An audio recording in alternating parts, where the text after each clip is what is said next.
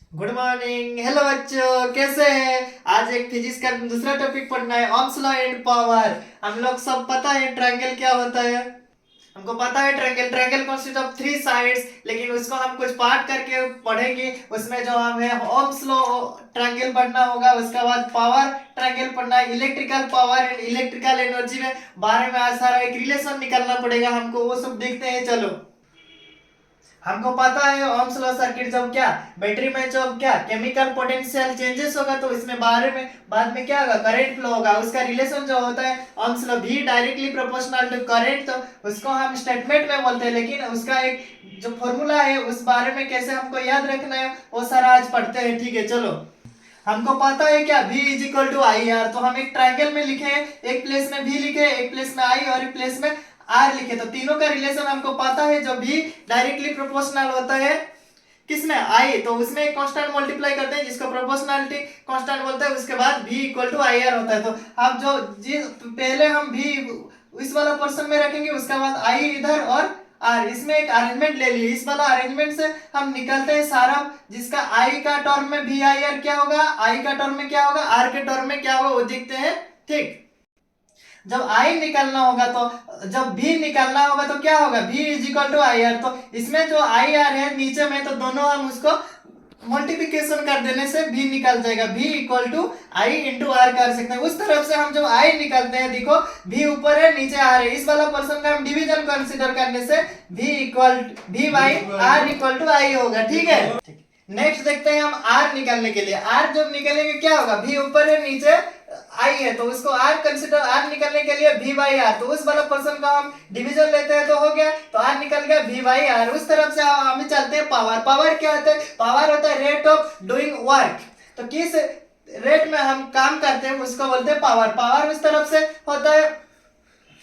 तो अभी चलते हैं, देखते हैं पावर। पावर जो होता है करंट एंड वोल्टेज टर्म में कैसे होता है, हमको पता है P equal to I V. तो हम जो P निकालते हैं, इसमें I है, इसमें नीचे वाला V है, तो दोनों को मल्टीप्लाई कर देने से P equal to I V, I भी आ जाता है। उस तरफ से जब हमको I चाहिए तो क्या करना पड़ेगा, I डिवीजन V, तो I बाई V हो जाए।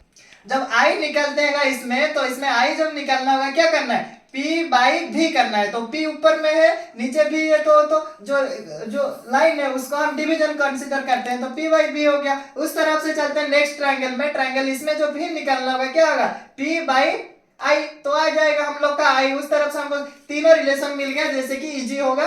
ट्रायंगल को याद रखना है, ऊपर में रखना है P, साइड में रखना है आई और उसके साइड में भी रखने से, ठीक है। उस तरफ से चलते हैं हम लोग का अभी जो वर्क डन होता है, वर्क डन का फॉर्मूला भी उस तरफ से ट्रायंगल यूज करके हम निकालते हैं। चलो ठीक, चलो देखते हैं। हम लोग को पता है क्या वर्क, वर्क होता है क्या,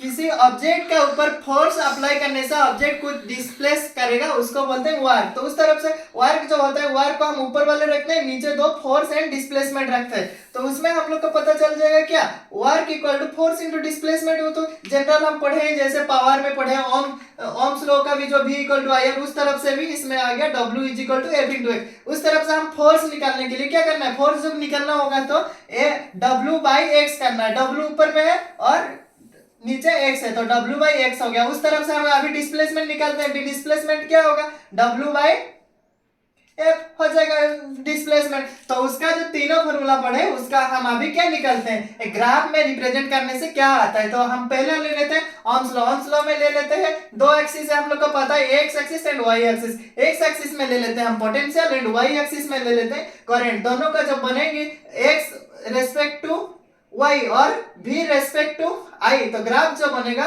v डायरेक्टली प्रोपोर्शनल टू होता है करंट। तो करंट बढ़ेगा तो वोल्टेज भी बढ़ेगा, और वोल्टेज बढ़ेगा तो करंट भी बढ़ेगा, और वोल्टेज कमेगा तो करंट भी कमेगा। उस तरह से पता चल जा रहा है कि वो जो लाइन बनेगा उस स्ट्रेट लाइन बनेगा, ठीक है। तो जो पास करता है ओरिजिन से जाके, ठीक। तो और एक बार देखते हैं mechanism of Ohm's law. Ohm's law में जब हम इसमें क्या केमिकल डिफरेंस जब होगा, केमिकल डिफरेंस का बाद में जो इलेक्ट्रॉन इवॉल्व होगा, इलेक्ट्रॉन कहाँ मूव करेगा, इलेक्ट्रॉन मूव करेगा नेगेटिव टर्मिनल से पॉजिटिव, और करंट फ्लो होगा इसका अपोजिट, मींस पॉजिटिव टर्मिनल रू नेगेटिव टर्मिनल। इस तरफ से इसमें चलता है, इलेक्ट्रॉन फ्लो होता है और करंट फ्लो होता है, इस वाला सर्किट। थैंक यू, आज का टॉपिक इतना था। Thank you.